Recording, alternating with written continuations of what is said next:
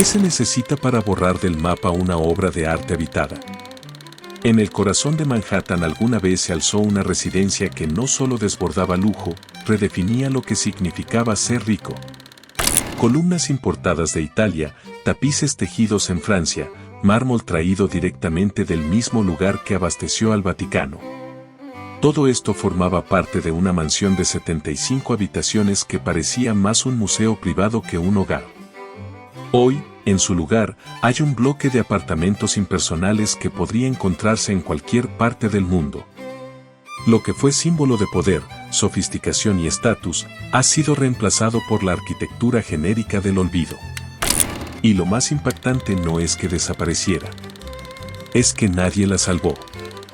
¿Por qué una ciudad que presume su historia permitió perder uno de sus monumentos más fastuosos?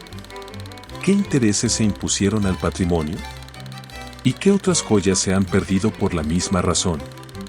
En este documental te revelaré no solo la historia de la mansión Schwab, sino también de muchas otras maravillas arquitectónicas que fueron sacrificadas en nombre del progreso.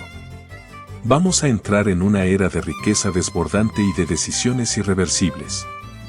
Una época dorada donde el poder se medía en piedra tallada y que hoy sobrevive apenas en fotografías descoloridas.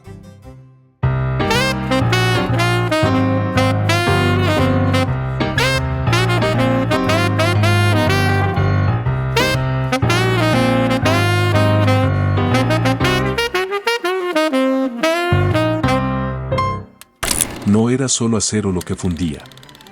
Charles Michael Schwab moldeó su propio destino como si fuera una barra incandescente. Y al hacerlo, también levantó un símbolo de poder y ambición que décadas después se convertiría en ruina. En 1862, mientras la guerra civil estadounidense dividía un país, en el pequeño pueblo de Williamsburg, Pensilvania, nacía un niño que cambiaría para siempre la historia industrial de América. Charles Michael Schwab creció en un entorno modesto, hijo de un fabricante de mantas, en una comunidad alejada de las grandes decisiones. Pero su destino estaba marcado por algo más que trabajo duro. Desde joven, Schwab fue un visionario silencioso, alguien capaz de ver oportunidades donde otros solo veían rutina. Apenas un adolescente, consiguió trabajo en los altos hornos Edgar Thompson, en Braddock, propiedad del legendario Andrew Carnegie. Allí, entre el ruido ensordecedor del metal fundido y la intensidad del trabajo físico, Charles desarrolló su temple. No tardó en destacar, mientras otros sobrevivían al día a día, él sobresalía por su capacidad de liderar sin imponer y de aprender sin cesar. Ese estilo de liderazgo cercano, humano, pero absolutamente enfocado, lo catapultó. A los 35 años ya era presidente de Carnegie Steel, y poco después se convirtió en la figura clave detrás de la creación de United States Steel Corporation, la primera corporación del mundo valorada en más de $1.000 millones. Pero no se detuvo ahí. Fundó Bethlehem Steel, una compañía que llegaría a ser el segundo mayor productor de acero de Estados Unidos durante más de 50 años. ¿Su secreto? Una mezcla explosiva de intuición empresarial, carisma natural y ambición sin límites. Pero detrás de ese éxito, comenzaban a vislumbrarse las grietas de un ego que no sabía detenerse. En medio del vértigo del ascenso, Schwab conoció a Emma Urana Dinky, una joven también de Pensilvania. Se casaron en 1883. Pero Urana no fue una figura decorativa, ni una acompañante en los banquetes. Desde los primeros años, participó en las decisiones empresariales más importantes. Cuando Schwab recibió una oferta de 50 millones por la mitad de Bethlehem Steel, fue Urana quien aportó una perspectiva estratégica y emocional que lo ayudó a decidir. Este detalle no es menor, en una época en la que las mujeres de clase alta eran relegadas a funciones sociales, Urana era una excepción. Jugó un rol activo, y Schwab lo reconocía. Su matrimonio fue una alianza de poder, visión y sensibilidad. Mientras Schwab se encargaba de conquistar el mundo del acero, Urana aprendía a navegar la alta sociedad neoyorquina con una elegancia que no se compraba con dinero. Con el tiempo, se convirtieron en una pareja prominente, admirada incluso envidiada. ¿Pero es posible sostener un imperio construido sobre ambición sin que colapse por dentro? Antes de construir su famosa mansión en Manhattan, Schwab residía en una elegante casa de ladrillo y piedra arenisca en Braddock. Construida entre 1890 y 1893, esta primera gran residencia ya reflejaba su gusto por lo grandioso: invernaderos, cancha de tenis, cochera, vitrales, chimeneas ornamentadas y una gran escalera central tallada en roble. No era solo un hogar, era un mensaje: estoy aquí. Y esto es solo el comienzo. Pero para Schwab, el verdadero desafío era otro. No bastaba con tener éxito, había que demostrarlo. Y no en cualquier lugar, en Nueva York. A principios del siglo XX, Charles puso sus ojos en un terreno inusual, Riverside Drive, entre las calles 73 y 74. Mientras la élite tradicional se aferraba a la Quinta Avenida, Schwab buscaba marcar territorio donde otros no miraban. Compró el solar donde antes se ubicaba el New York Colored Orphan Asylum y se propuso levantar allí su propia declaración de grandeza. Pero no lo haría solo. Contrató al arquitecto Morris Herter, un nombre aún desconocido entonces, y le pidió algo monumental. Durante 4 años, la construcción avanzó sin descanso. Lo que emergía no era una casa, era una fortaleza, un castillo contemporáneo recubierto en granito rosado. Inspirado en los atús franceses y en la tradición arquitectónica Beaux-Arts que arrasaba entre los nuevos millonarios de la Gilded Age. Inicialmente, Urana dudaba del traslado. Como buena socialité, estaba integrada al circuito cultural de Central Park, de los bailes, del Metropolitan. Pero Schwab tenía una visión: convertir su nueva residencia en el centro de gravedad de la alta sociedad. Si lo construyo, pensaba, vendrán. Y así fue. El Beaux-Arts no era una moda pasajera. Era una forma de gritarle al mundo: tengo gusto, tengo poder, tengo educación clásica. Basado en las tradiciones grecorromanas, con simetrías perfectas, columnas corintias, frisos tallados y escaleras monumentales, cada detalle buscaba perpetuar la sensación de eternidad. Los espacios estaban divididos jerárquicamente: zonas públicas, zonas privadas, entradas nobles y recorridos diferenciados para el servicio. Todo hablaba de orden y de dominio. Pero en Schwab, el Beaux-Arts se mezcló con innovación. La mansión que pronto emergería rompería incluso los límites de su propio estilo. Lo que pocos sabían es que esta casa no sería solo su mayor logro arquitectónico, sino también su carga más pesada. Las fachadas de las mansiones Beaux-Arts eran más que muros, eran altares a la vanidad. Esculturas mitológicas, bustos heroicos, ángeles de mármol y frisos labrados no solo decoraban, sino que gritaban grandeza. El primer piso, elevado sobre el nivel de la calle, remarcaba la distancia entre la élite y el resto del mundo. Todo en estos edificios estaba diseñado para impresionar, para imponer, para perdurar. Y los materiales, piedra caliza, mármol blanco, granito rosado, eran elegidos no solo por su belleza, sino por su eternidad. Durante la Era Dorada, estas mansiones competían por ser las más impresionantes.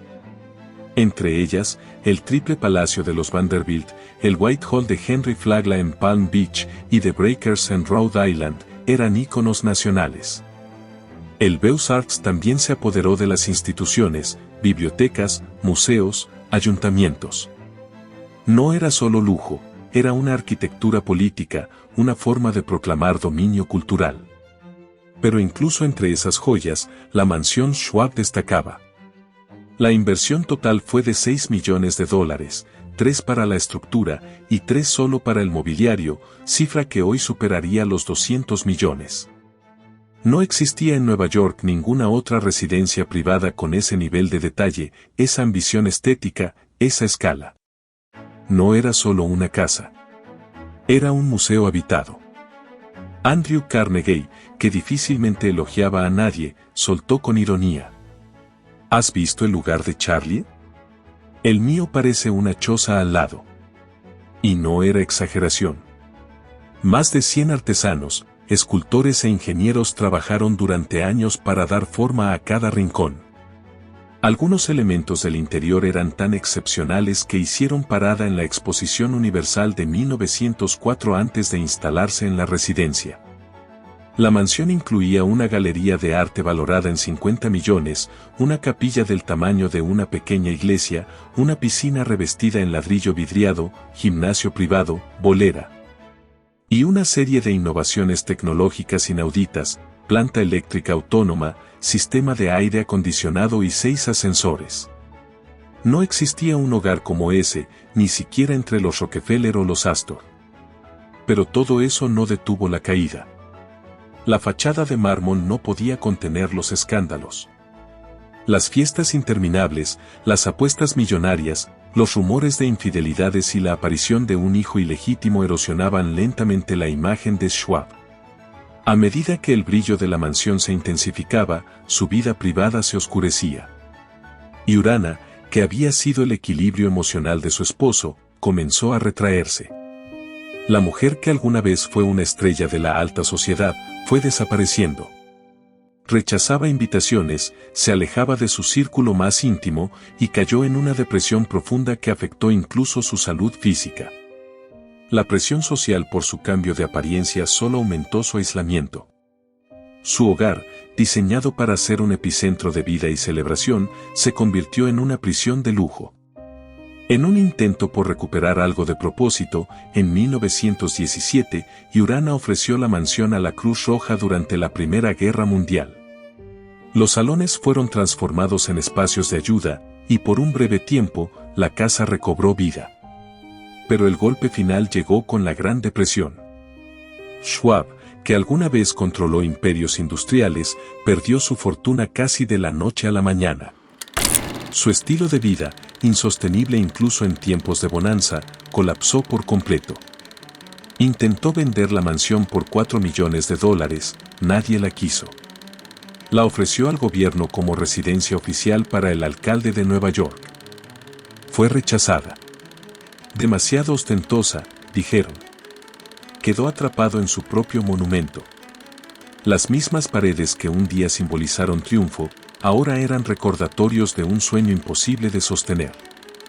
En 1939, Schwab empacó lo poco que le quedaba y se mudó a un apartamento modesto en Park Avenue. Murió un año después. Sin fortuna.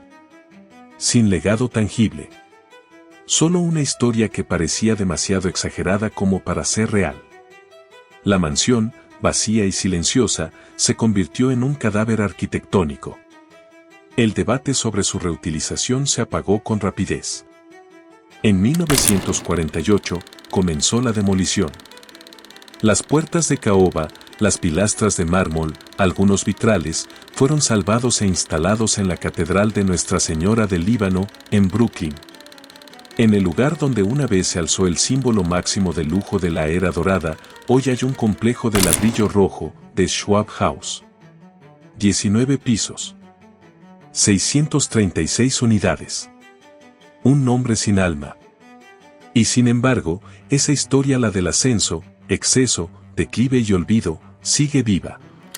Porque la verdadera pregunta no es por qué se demolió la mansión, sino por qué nadie intentó salvarla.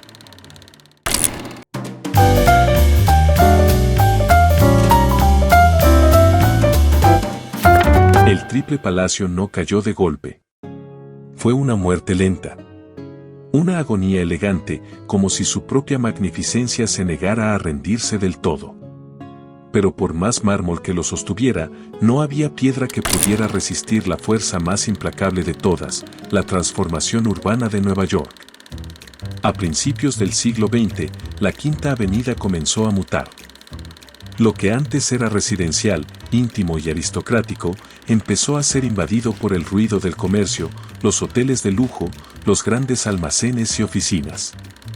La alta sociedad, empujada por impuestos crecientes, especulación inmobiliaria y el ritmo vertiginoso de la ciudad, migró hacia el Upper East Side. El Triple Palacio, en ese nuevo contexto, ya no encajaba. De símbolo de supremacía pasó a ser una reliquia desubicada. Durante un tiempo, sus mansiones se alquilaron. Henry Clay Frick, antes de construir su icónica mansión museo, residió en la sección sur, adaptándola a su gusto. Era un último intento por mantenerla viva. Más tarde, la Cruz Roja usó parte del complejo para sus operaciones.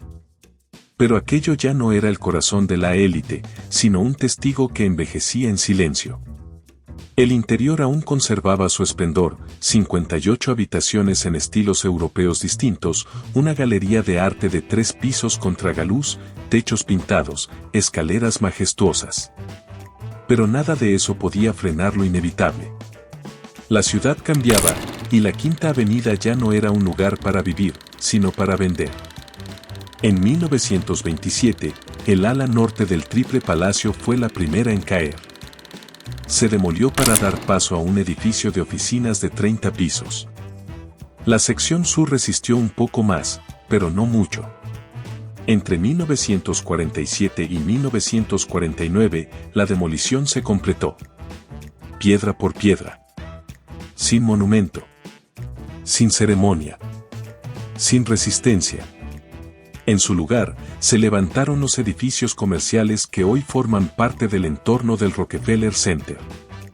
Esa desaparición marcó un punto de inflexión, fue una de las primeras grandes demoliciones de la Gilded Age. Y abrió la puerta para muchas más. Mansiones que antes eran sinónimo de poder, convertidas en tiendas, apartamentos o simplemente olvidadas. Pero lo más impactante no fue su destrucción, sino el silencio que la rodeó. No hubo protesta. No hubo defensa. Nadie se encadenó a sus puertas de hierro. No existía aún una mentalidad de preservación histórica. Aquello que representaba el poder de una dinastía se consideraba obsoleto, innecesario. Como si su propósito hubiese expirado. Décadas después, surgirían movimientos de conservación, sociedades históricas, leyes de protección. Pero el Triple Palacio ya no estaba. Ni placa. Ni columna. Ni referencia urbana. Solo planos antiguos, artículos olvidados, fotos en blanco y negro, y el rumor cada vez más tenue de que allí vivió una familia que, durante décadas, controló el destino de una nación. Y es ahí donde radica la verdadera tragedia, no en su demolición, sino en su olvido. Porque ¿cómo puede una construcción tan colosal, tan simbólica, tan profundamente conectada con una de las familias más poderosas de América, desaparecer sin dejar huella? Tal vez la respuesta esté en lo que representa, la fragilidad del poder cuando está construido sobre orgullo, herencias y arquitectura. La ciudad cambia. Los nombres se borran. Lo que fue gloria, mañana es sombra. Pero quizás el propósito final de aquella obra no era durar, sino recordarnos que todo, incluso lo más grandioso, tiene un final. En 1879, William Henry Vanderbilt puso en marcha algo más que una construcción, desató una ambición. Compró un terreno privilegiado en el lado oeste de la Quinta Avenida, entre las calles 51 y 52, frente a la majestuosa Catedral de San Patricio. El lote, anteriormente propiedad de un pastor de ovejas llamado Isaiah Kaiser, costó $500,000. Y aunque era una rebaja sustancial respecto al precio inicial de $800,000, seguía siendo una cifra astronómica. No era solo una inversión, era una afirmación: los Vanderbilt están aquí para quedarse. Y no en cualquier parte. En el centro del mundo. Ese gesto no fue aislado. Sus hijos Cornelius y William Kissam también compraron terrenos en las inmediaciones. El apellido Vanderbilt comenzaba a ocupar manzanas enteras, consolidando su poder no solo financiero, sino simbólico. Para abril de ese año, los inquilinos que aún vivían en el lugar fueron desalojados. El terreno estaba limpio. El escenario listo. Y entonces, en 1881, empezó la obra. William Henry reunió a un equipo estelar, John Butler Snook y Charles B. Atwood como arquitectos y los reconocidos Herter Brothers como responsables del diseño interior. Pero esa colaboración no fue un proceso sencillo. Los Herter, artesanos excepcionales, se sintieron marginados cuando las revistas de arquitectura no les dieron el crédito correspondiente. Su desacuerdo estalló públicamente con una carta a American Architect and Building News, defendiendo su papel en la concepción estética del palacio. La polémica reveló lo que ya intuíamos: esta no era una mansión cualquiera. Era una obra coral, un choque de egos y genios, donde cada detalle se disputaba como si fuera una joya. El resultado fue espectacular. Inspirado en la arquitectura europea más sofisticada, el triple palacio unía opulencia con tecnología de vanguardia. En su núcleo, la mansión constaba de dos grandes secciones, una residencia familiar al sur para William Henry y una unidad doble al norte destinada a sus hijas y sus respectivas familias. Esta configuración permitía una convivencia familiar armónica pero autónoma, con espacios privados claramente definidos y una estructura social que reforzaba la cohesión del linaje Vanderbilt. La decoración interior era una sinfonía de estilos.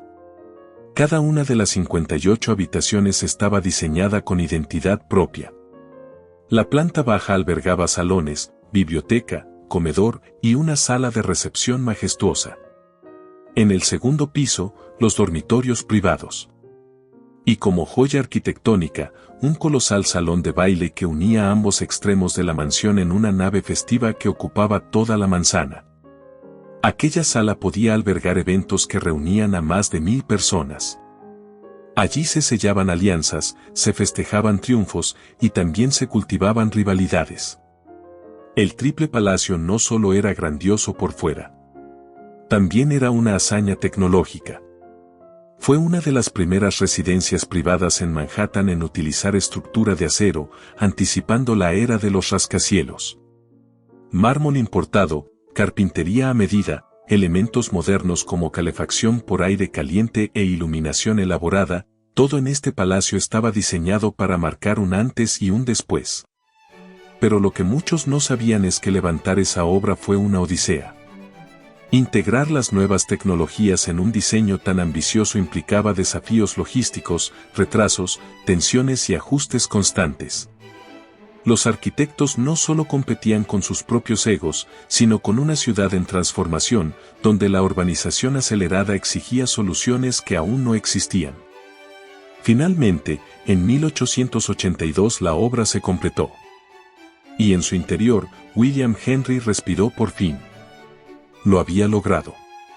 Había transformado una herida personal en piedra, arte y legado. Pero el triunfo fue breve. En diciembre de 1885, menos de 5 años después de ver finalizado su palacio, William Henry Vanderbilt murió. Su testamento fue claro: la mansión debía quedarse en la familia. Su esposa María tendría el derecho vitalicio de uso. Y su hijo menor George heredaría el control futuro de la propiedad. La mansión había sido pensada como el centro de la dinastía. Pero el patriarca que la soñó, apenas tuvo tiempo de habitarla. Y sin embargo, con su muerte, no llegó el silencio. Al contrario. Porque la verdadera vida del triple palacio apenas estaba comenzando.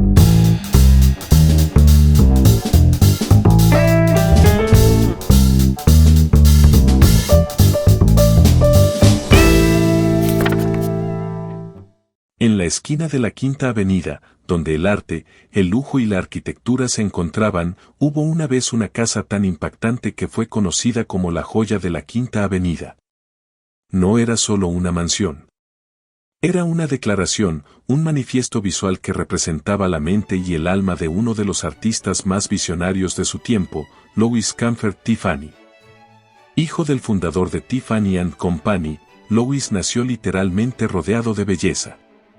Pero lejos de limitarse a continuar el negocio familiar, eligió un camino diferente: transformar la luz en arte. Pintor, diseñador, vidriero, decorador. Tiffany fue un verdadero alquimista de los materiales. Su obra no se limitaba a vitrales, aunque estos lo inmortalizaron. Se atrevió con cerámicas, joyería, metales y mobiliario, consolidando una estética única, heredera del movimiento Art Nouveau pero marcada por un carácter profundamente personal. Desde muy joven, su talento fue evidente. A los 19 ya exponía en la Academia Nacional de Diseño. A los 30, cofundaba Associated Artists con otros gigantes como Candace Wheeler y Lockwood de Forest, revolucionando el diseño de interiores en Estados Unidos. Pero lo que realmente lo distinguía era su obsesión por fundir arte y vida. Y no había mejor lugar para hacerlo que su propia casa. Por eso, en 1885 encargó al afamado arquitecto Stanford White, el mismo del Arco de Washington Square y el segundo Madison Square Garden, la construcción de su residencia personal. El resultado fue algo nunca antes visto, una casa que desafiaba las convenciones, donde cada rincón era una obra de arte y cada ventana, una exposición de luz y color. Pero esta mansión no era solo suya. El edificio albergaba 3 apartamentos, uno para su padre Charles Louis Tiffany, quien nunca llegó a ocuparlo, reflejo silencioso de la compleja relación entre ambos, otro para su hermana Lois, y por supuesto, el suyo, distribuido entre el cuarto y quinto piso. La fachada era una fusión de torres, balcones y ventanas salientes que evocaban más un castillo que una residencia urbana. Su estilo, considerado por algunos como ecléctico en exceso, provocó reacciones encontradas en la crítica de la época.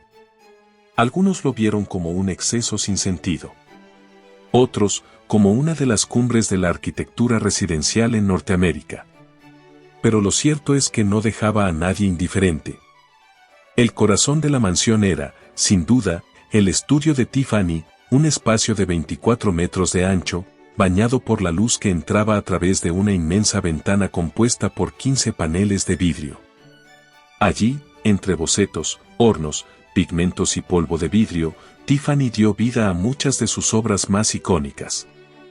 Ese estudio se convirtió en un espacio casi mítico, envuelto en misterio, deseado por coleccionistas y visitado por artistas, mecenas y figuras de la alta sociedad neoyorquina.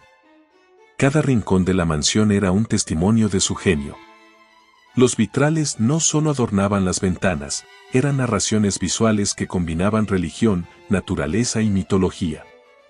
Mandó fabricar muebles exclusivos, con incrustaciones de piedras preciosas y acabados en metales nobles.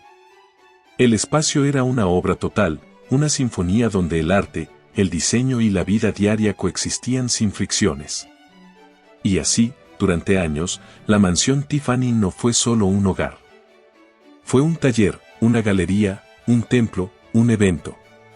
Un lugar donde las fiestas eran celebraciones del arte y las conversaciones giraban en torno al color, la luz y el alma de los materiales. Un universo único en el centro de Nueva York. Pero lo que nadie imaginaba era que ese universo, en apariencia eterno, tenía los días contados. Con una entrada tan impresionante en la historia arquitectónica de Nueva York, resulta casi inconcebible imaginar que la mansión Tiffany terminara desapareciendo. Y sin embargo, su ocaso fue tan dramático como su apogeo, marcado por crisis financieras, tragedias familiares y el implacable paso del tiempo. Durante sus años dorados, la mansión fue un imán social. Allí, Tiffany organizaba fastuosas veladas que combinaban arte, diseño y sociedad. Eran más que fiestas, eran vitrinas vivientes donde exhibía sus últimos vitrales, sus innovaciones técnicas y su visión única del mundo. La élite cultural y financiera de Nueva York se reunía para presenciar lo que no podía encontrarse en ningún otro lugar, arte convertido en atmósfera. En 1912, en medio de inestabilidad económica, Tiffany seguía creando. Fue en esos años cuando introdujo 2 de sus aportes más revolucionarios, la técnica de la lámina de cobre y el uso del vidrio Fabrel, una aleación de textura y color que cambiaba la forma en que la luz jugaba con el cristal. La mansión no solo mostraba estas piezas, las albergaba como parte de su alma. Pero el estallido de la Primera Guerra Mundial cambió el foco de su dueño. Tiffany, lejos de encerrarse en el lujo, ofreció su mansión como espacio solidario. Se convirtió en sede de eventos para recaudar fondos, centro de entrenamiento para enfermeras de la Cruz Roja y hospital improvisado. Allí, donde antes brillaban los vitrales, ahora se curaban heridas. Fue uno de los pocos hogares de la alta sociedad que se transformó en un refugio humanitario. Y como tantas veces sucede, la generosidad no bastó para frenar el destino. En los años 20, mientras el país bailaba al ritmo del jazz y del exceso, Tiffany comenzaba a perder terreno. La fortuna familiar, deteriorada por malas inversiones y gastos desmedidos, ya no podía sostener la mansión. En 1922, su hermana Lois tuvo que donar miles de dólares a la fundación que mantenía la propiedad. Tiffany la igualó. Pero no era suficiente. La estructura comenzaba a resentirse. Una terraza se desplomó bajo el peso de la nieve. El mantenimiento era inviable. Y en paralelo, la otra gran joya de Tiffany, su finca Laurelton Hall, también requería atención urgente. Se vendieron propiedades, se hicieron sacrificios, pero el equilibrio era insostenible. En 1933, Tiffany falleció en su casa de la calle 72. Solo 3 años después, en 1936, el símbolo de su vida, la mansión que lo representaba en cuerpo y alma, fue demolida. Pero este final no fue solo una pérdida personal. Fue un punto de inflexión cultural. La destrucción de la mansión Tiffany, junto con otros golpes a la memoria urbana como la demolición de la estación Penn Station, encendió una chispa.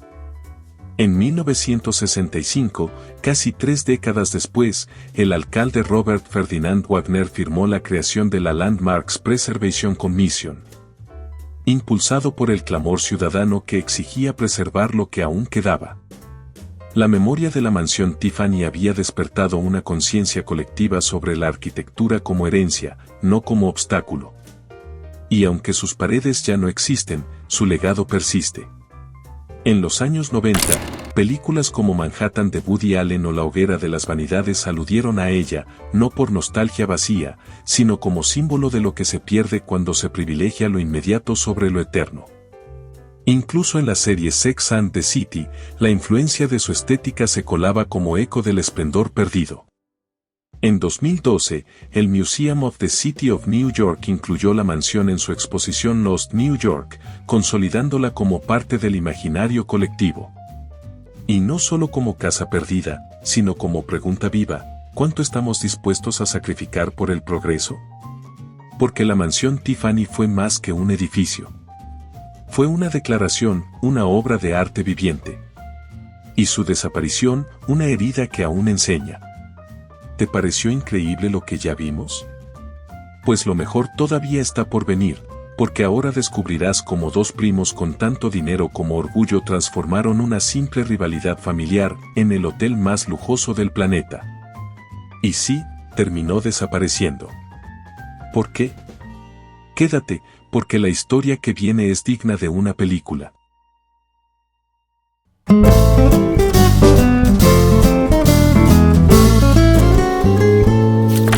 Cuando la ambición de 2 primos alcanzó alturas que solo el dinero viejo podía sostener, Nueva York fue testigo del nacimiento de 2 templos de lujo que redefinieron el significado de opulencia.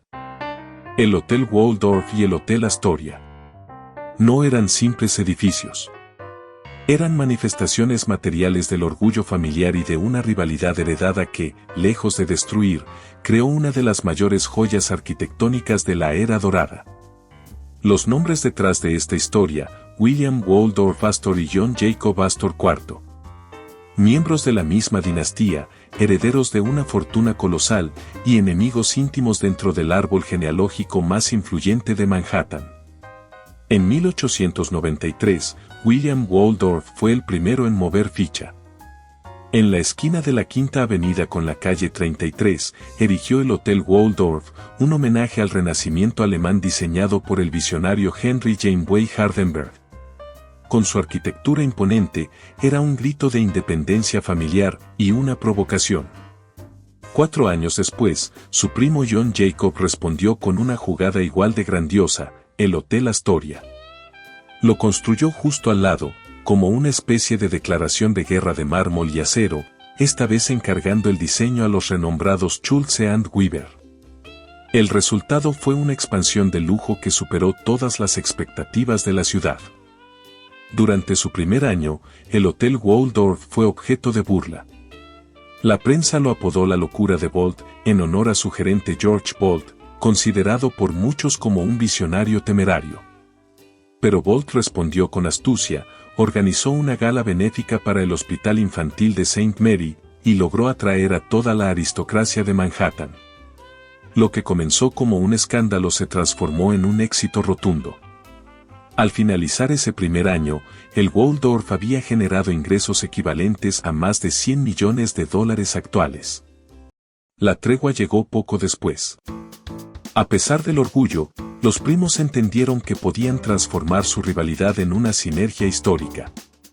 Así nació el Waldorf Astoria Hotel, una fusión monumental de ambos hoteles, unidos por un corredor de mármol de 90 metros que pronto se convirtió en leyenda, Pica Calley. Más que un pasaje, Pica Calley era el epicentro de la vida social neoyorquina. Una pasarela donde desfilaban políticos, artistas, herederos y magnates. Era el lugar donde se definía el estatus, se sellaban alianzas y se tejían rumores. El hotel combinado no escatimó en nada.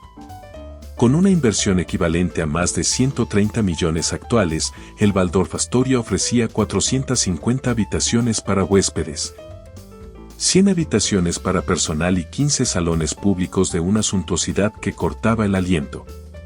Desde el vestíbulo de mármol hasta el Empire Room, cada espacio era un teatro de lujo. El Empire Room, inspirado en el estilo imperio francés, desbordaba elegancia, pilastras de caoba, detalles en oro y techos decorados con frescos exuberantes. Allí no solo se comía, se vivía una experiencia digna de la realeza europea. El Salón María Antonieta, por su parte, rendía homenaje a la aristocracia del siglo XVIII, con su mobiliario antiguo, bustos reales y el fresco central del nacimiento de Venus de Will Hickok Lowe. Y no faltaban rincones temáticos, el Café de Caballeros, con su aire cinegético, revestido en roble oscuro y decorado con astas de ciervo, evocaba los salones de casa de la nobleza alemana. El Salón Enrique IV, la sala de música, el comedor privado para 20 personas, cada rincón tenía su propia narrativa, como capítulos en un libro de historia de lujo. Al otro lado, el Hotel Astor no se quedaba atrás. Inaugurado en 1897 en la intersección con la calle 34, era un coloso de 16 pisos que fusionaba el estilo Segundo Imperio francés con influencias barrocas vienesas. Diseñado también por Hardenberg, contaba con 25 salones y 550 habitaciones que respiraban grandeza en cada rincón. Con 82 metros de altura y materiales nobles, piedra, mármol, ladrillo, el Astor se convirtió en una meca del turismo de élite. Era imposible recorrer sus pasillos sin sentirse parte de una era dorada que parecía no tener fin. Pero como veremos en el próximo bloque, ni siquiera los titanes del lujo están a salvo del cambio. ¿Qué puede destruir un imperio que parecía intocable? Desde su icónica entrada en forma de herradura para carruajes, flanqueada por puertas dobles de vidrio que reflejaban la Quinta Avenida, el Hotel Astor recibía a sus visitantes con una majestuosidad casi teatral. Una vez dentro, el lujo no hacía más que intensificarse. Al oeste del Pica Calley se encontraba el Salón Astor, un espacio de mármol ruso, tapices en seda rosa y pilastras inspiradas en el Renacimiento italiano. Cada rincón parecía competir por ser el más opulento. El Café Astor, por su parte, era un homenaje a Europa, con decoración flamenca, detalles renacentistas alemanes y acabados en roble inglés, ofrecía un ambiente de sofisticación internacional. Justo encima, en la Galería Astor, las ventanas francesas filtraban la luz natural sobre una paleta de azul grisáceo y dorado. Al lado, la sala colonial contrastaba con un fuerte rojo vibrante y molduras blancas, como si cada sala tuviera su propia personalidad dramática. En los niveles superiores, las suites eran un derroche de comodidad y diseño. Una en particular, forrada completamente en roble inglés, incluía salones privados, despensas ocultas y baños de mármol. Y a partir del tercer piso, cada habitación contaba con baño propio y armarios empotrados, algo revolucionario para la época. Pero el verdadero corazón social del Hotel Astor era su salón de baile al estilo Luis XIV. Capaz de recibir a 700 personas para banquetes o más de 1000 para conciertos, se vestía en tonos crema, gris y marfil. Allí actuaban las voces más aclamadas de la ópera y la música clásica. Un abono podía costar hasta $350, más de 12.000 hoy, una prueba clara de su valor cultural y elitista. En la cima del edificio, un jardín acristalado con mobiliario de mimbre en tonos pastel servía como refugio de verano para la alta sociedad. Más allá, un restaurante con techo de 7 metros ofrecía vistas panorámicas de Manhattan. Escaleras de caracol llevaban a pabellones con techos de cobre a 76 metros del suelo, coronando el lujo arquitectónico de esta maravilla vertical. Los hoteles Waldorf y Astor no solo redefinieron la hospitalidad, elevaron la experiencia a una forma de arte. Desde sus sótanos llenos de maquinaria avanzada hasta sus azoteas ajardinadas, eran vitrinas vivas de innovación, diseño y poder social. Su influencia iba más allá de la decoración. Las cenas benéficas, los bailes de gala y las veladas musicales convocaban a figuras como Andrew Carnegie o Cornelius Vanderbilt. Pero también trascendieron fronteras. En 1896, el virrey chino Li Han-chan llegó con su propio chef y protocolo. Antes de partir, regaló cestas de rosas a las damas y dejó propinas generosas al personal. En otra ocasión, el príncipe Enrique de Prusia recibió una entrada privada y un ascensor exclusivo. Hasta el baño fue adaptado con una brigada especial que usaba cubos de plata por protocolo real. Este nivel de servicio creó un nuevo estándar. Solo los registrados podían entrar, asegurando que el linaje social se mantuviera puro dentro de sus muros. Pero como tantas otras maravillas de la Edad Dorada, su gloria no sería eterna. El crecimiento urbano de Nueva York y la transformación comercial de la Quinta Avenida sellaron su destino. En 1929, con la ciudad entrando en una nueva era de verticalidad, los terrenos del Waldorf Astoria fueron vendidos para dar paso a un coloso que redefiniría el skyline, el Empire State Building. La demolición comenzó ese mismo año. Y 2 años después, en 1931, la cima del mundo tenía una nueva dirección. ¿Fue un acto de progreso o una traición a la historia? El nombre Waldorf Astoria no desapareció. Se trasladó a Park Avenue, donde renació con un enfoque más moderno y funcional. Sin embargo, para los nostálgicos, lo perdido fue más que un edificio, fue el alma de una época. Hoy, aquellos salones, su Pica Alley, las voces que retumbaban en su salón de baile, viven en la memoria colectiva como símbolo de una era dorada donde el lujo era un lenguaje, y estos hoteles, su poesía. Si estás disfrutando esta mirada única al lujo perdido de la Edad Dorada, comenta, Old Money, suscríbete y activa la campanita. Así nos ayudas a seguir desenterrando historias que como estas mansiones, casi quedan en el olvido.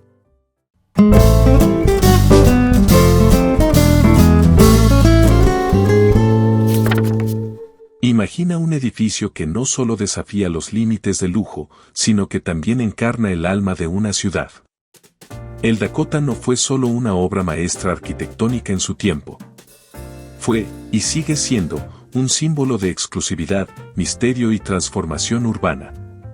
Ubicado en el número 1 de la calle 72 con Central Park West, este coloso de piedra arenisca y ladrillo rojo se alza como una fortaleza cultural en el corazón del Upper West Side.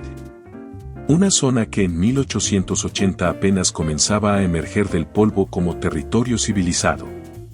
Fue precisamente en ese contexto cuando Edward Clark, el visionario socio de las máquinas de coser Singer, concibió la idea radical de levantar una residencia de apartamentos de lujo. Cuando vivir en apartamentos era aún un concepto ajeno a la clase alta neoyorquina. Pero Clark no era un desarrollador convencional. Su visión iba más allá del mármol y las molduras. Quería ofrecer un nuevo estilo de vida a la élite, privacidad, comodidad, seguridad, arte, sin renunciar al prestigio. Su idea, competir con las mansiones de la Quinta Avenida sin necesidad de pertenecer a su linaje.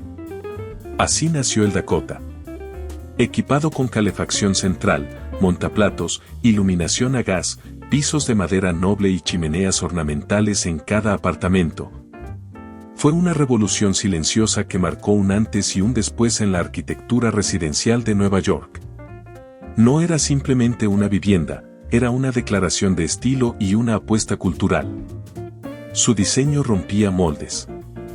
El edificio combinaba elementos neorrenacentistas, góticos y románicos en una mezcla que desconcertó a algunos, pero fascinó a muchos. Las torres, almenas y tejados puntiagudos daban la sensación de un castillo medieval en medio de una ciudad en plena modernización. No era casualidad, Clark quería provocar. Y lo logró. Dicen que se llama Dakota porque, en su época, estaba tan al norte que parecía estar en las praderas del territorio de Dakota. Lo que en su día fue una burla geográfica se convirtió en mito fundacional. Hoy, ese apodo es parte inseparable de su identidad. Pero lo más sorprendente es que el Dakota no solo redefinió un vecindario. Redefinió el tipo de inquilino que una propiedad de este nivel debía atraer. Desde sus inicios, se convirtió en un imán para artistas, músicos, escritores y figuras públicas con sensibilidad estética e intelectual. Edward Hopper, Leonard Bernstein, Judy Garland, Boris Karloff, todos encontraron en el Dakota algo más que lujo, encontraron carácter. El edificio ofrecía algo que la alta sociedad de la Quinta Avenida no tenía: comunidad. Una red de mentes creativas compartiendo espacio, visión y prestigio. Sus pasillos no eran solo corredores silenciosos, sino vasos comunicantes entre algunas de las figuras más influyentes del siglo XX. Incluso durante la Gran Depresión, cuando tantos íconos de la era dorada cayeron en el olvido, el Dakota se mantuvo firme. No solo por su estructura, sino porque ya había sembrado algo más duradero que el mármol, había consolidado un estilo de vida. Y quienes podían permitírselo, lo sabían. Durante los años 30 y 40, la escritora Dorothy Parker, el compositor Cole Porter y la actriz Rosalind Russell mantuvieron viva la llama artística del edificio. Era como si el Dakota ofreciera un refugio del caos del mundo exterior, un santuario donde el arte, el ingenio y la sofisticación podían seguir existiendo sin restricciones. En 1957, recibió el estatus de landmark, lo que lo protegía legalmente de cualquier amenaza urbanística. Pero no necesitaba protección para ser eterno, el Dakota ya era parte del ADN cultural de Nueva York. Y cuando llegaron los años 60, el edificio dio un giro inesperado, se convirtió en estrella de cine. Fue escenario de películas icónicas como El bebé de Rosemary y Tal como éramos, ampliando aún más su leyenda. Lo que había comenzado como una visión casi utópica de Edward Clark, se había convertido en un personaje vivo, con historia propia y presencia innegable. Hoy, hablar del Dakota es hablar de Nueva York. Pero también es hablar de la permanencia. En una ciudad que lo destruye todo para volverlo a construir, el Dakota es una anomalía. Sigue ahí. Majestuoso. Silencioso. Observando. Pero en los años 70 y 80, esa majestuosidad silenciosa que envolvía al Dakota comenzó a entrelazarse con sombras que cambiarían para siempre su historia. El 8 de diciembre de 1980, el mundo quedó paralizado. John Lennon, ex-Beatle, ícono de la paz y residente del Dakota, fue asesinado frente a su entrada. Lo que había sido un bastión de inspiración y creatividad, se tiñó con una tragedia que resonó en cada rincón del planeta. Ese mismo vestíbulo, por donde alguna vez desfilaron luminarias del arte, se transformó en un santuario de duelo colectivo. El edificio, hasta entonces símbolo de vida sofisticada, quedó ligado para siempre a un momento de pérdida global. Tras el impacto mediático, la junta directiva del Dakota se volvió más rigurosa que nunca. Ingresar a esta comunidad exclusiva pasó de ser un privilegio reservado a una verdadera odisea social. El proceso de admisión se convirtió en un ritual críptico y selectivo, criticado por su rigidez y por supuestas prácticas excluyentes. Desde entrevistas privadas hasta revisiones de vida personal, el Dakota endureció su perímetro de acceso como si resguardara un legado sagrado. De hecho, según reportajes de la época, nombres como Madonna, Billy Joel e incluso Melanie Griffith fueron rechazados pese a su fama y fortuna. En 1984, la polémica golpeó con fuerza, denuncias por desalojo injustificado y alegaciones de antisemitismo salieron a la luz. Aunque fueron resueltas fuera del juzgado, el escándalo dejó una cicatriz mediática. Algunos comenzaron a preguntarse si el Dakota seguía siendo un faro cultural, o si se había convertido en una muralla de exclusión. La tensión creció, mientras que unos veían una joya protegida, otros detectaban elitismo disfrazado de elegancia. Para finales de los años 80, el Dakota ya había evolucionado en una verdadera fortaleza. Su sistema de seguridad era comparable al de instituciones gubernamentales. Guardias armados, cámaras estratégicamente ubicadas, protocolos de entrada meticulosos, todo diseñado para preservar la tranquilidad de sus ilustres habitantes. ¿Protección? Sin duda. ¿Aislamiento?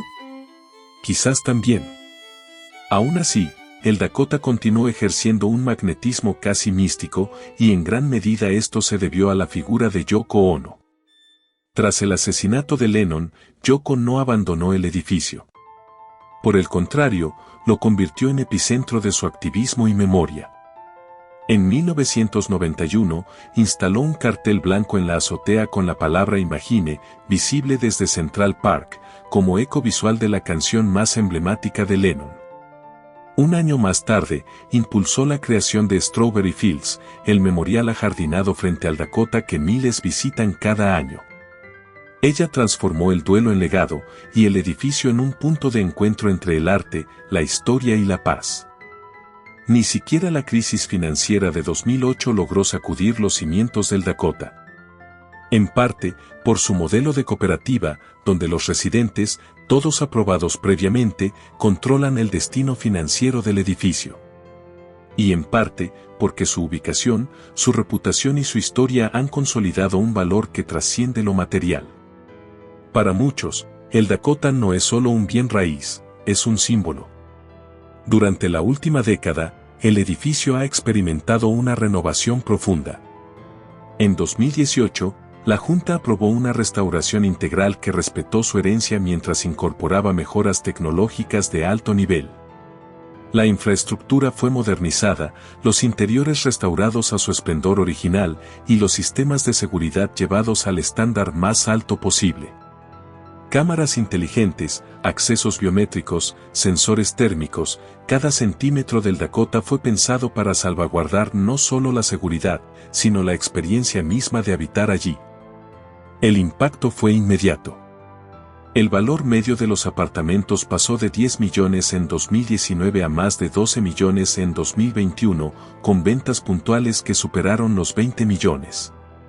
Inquilinos como Sting, David Geffen o Lauren Bacall se sumaron a una constelación de nombres que perpetúan el aura de exclusividad que define al Dakota. Hoy, el Dakota es una paradoja majestuosa, al mismo tiempo castillo y fortaleza, mito y residencia. Aúna la nostalgia del viejo Nueva York con el lujo del presente. Y aunque ya no es tan visible en la cultura pop como lo fue en el siglo pasado, su influencia sigue latente en documentales, novelas, exposiciones y debates urbanos sobre gentrificación, seguridad y preservación histórica. Porque el Dakota, más allá de sus muros de piedra y detalles arquitectónicos, representa algo más profundo, la memoria viva de una ciudad que pese a sus constantes reinvenciones, se resiste a olvidar sus pilares más emblemáticos.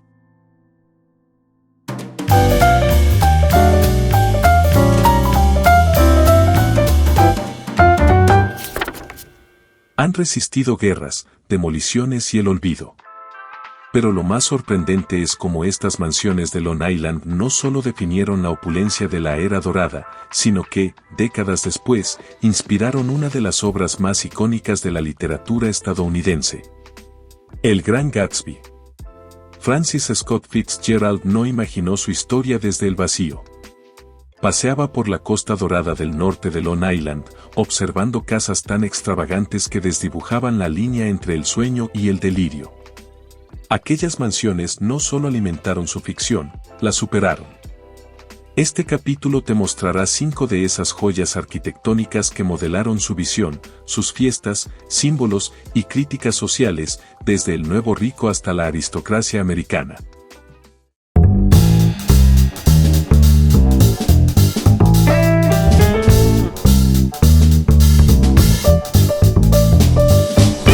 Si existió una casa capaz de encarnar la esencia del personaje de Gatsby, esa fue Beacon Towers.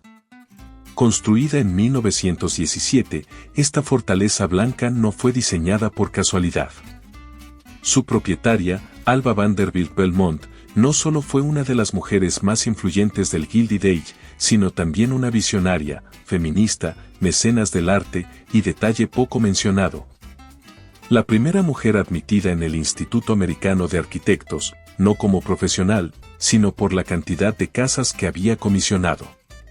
Contrató a la firma Hunt & Hunt para que diseñaran una estructura que desafiara las convenciones. El resultado fue una mansión de más de 140 habitaciones con una fusión de estilos gótico, islámico y medieval, inspirada en manuscritos iluminados y alcázares españoles. Su torre, visible desde el agua, era un emblema. En cartas y manuscritos, Fitzgerald menciona este tipo de estructuras como referencia directa.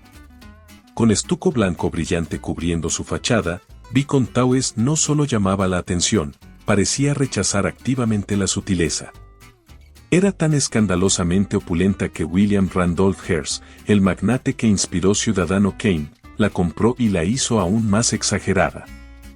Pero su final fue tan cinematográfico como su vida, demolida en los años 40, solo sobrevive en fotografías, bocetos, y en las palabras eternas que Fitzgerald escribió en su novela. Beacon Towers no solo inspiró la mansión de Gatsby, encarnó lo que él representaba. Un intento de imitar a la aristocracia, envuelto en una fachada pulida y profundamente trágico.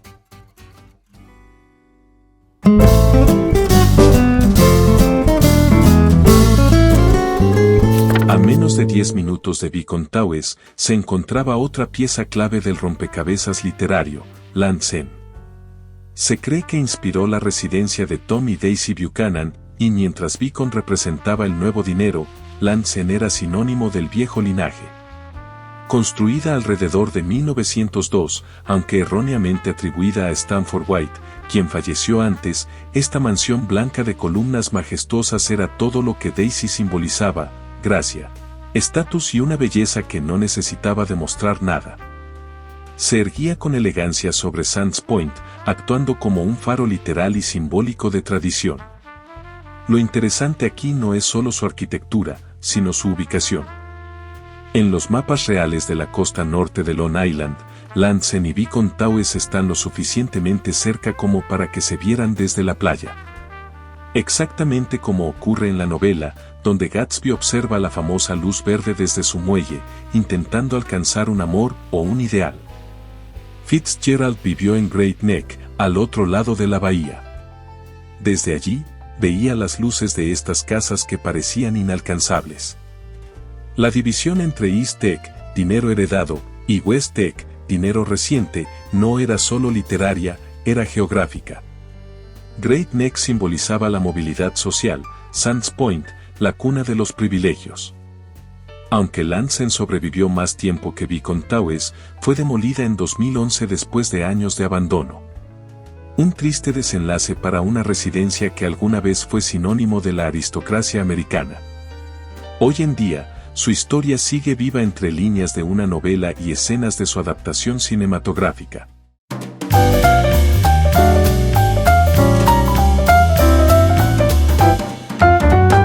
Justo frente a Beacon Towers, al otro lado de la bahía de Long Island, se alzaba una de las propiedades más escandalosamente lujosas del Gold Coast, Pembroke.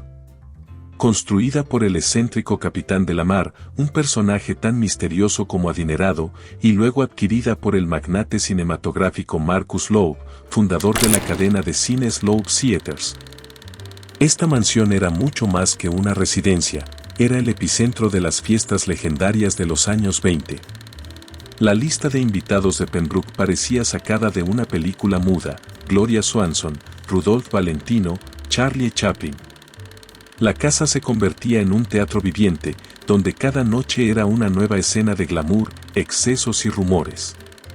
Tenía más de 5.500 metros cuadrados, 12 habitaciones, 12 baños, comedor con paredes espejadas, sala de billar, gimnasio, casino, galería de tiro, y lo más impresionante, un teatro privado decorado con murales de películas mudas y una sala de órgano que servía como escenario para improvisaciones musicales.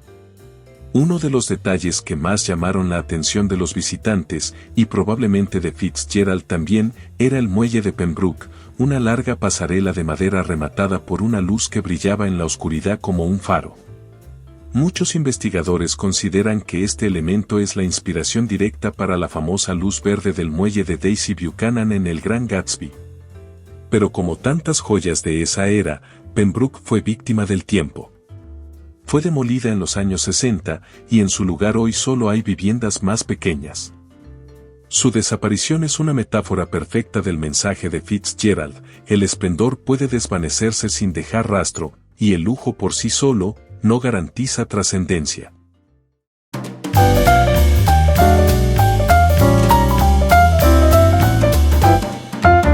Si alguna mansión representó el sueño americano en su versión más opulenta, fue Harbour Hill, construida en lo alto de una colina con vistas al Hempstead Harbour.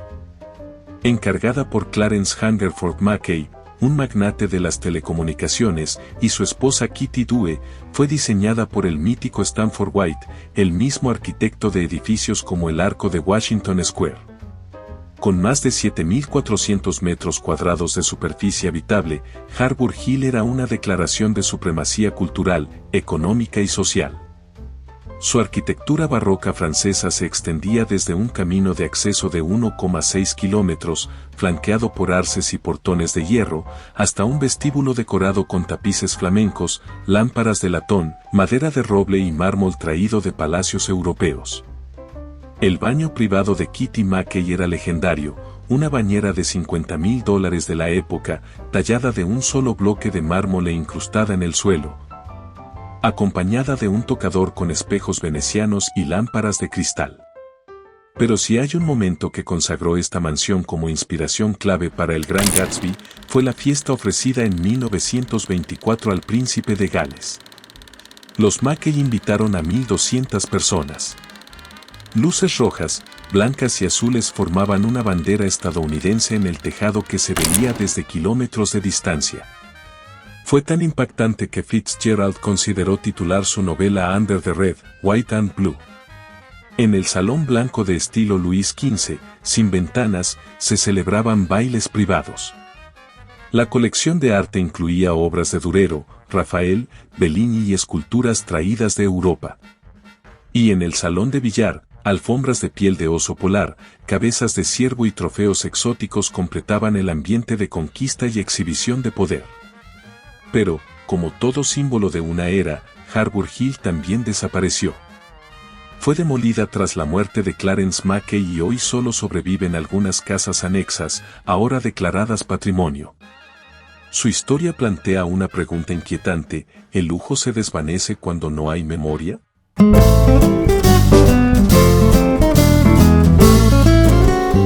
Y cerramos esta lista con Oeka Castle, la única mansión que no solo sobrevivió, sino que renació. Construida entre 1914 y 1919 por el banquero Otto Hermann Kahn, Oeka fue diseñada por la firma Delano and Aldrich como una réplica moderna de un castillo francés.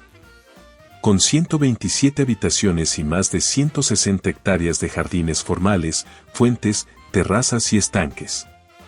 A diferencia de otras propiedades del Gold Coast, Oeka nunca cayó en el olvido completo.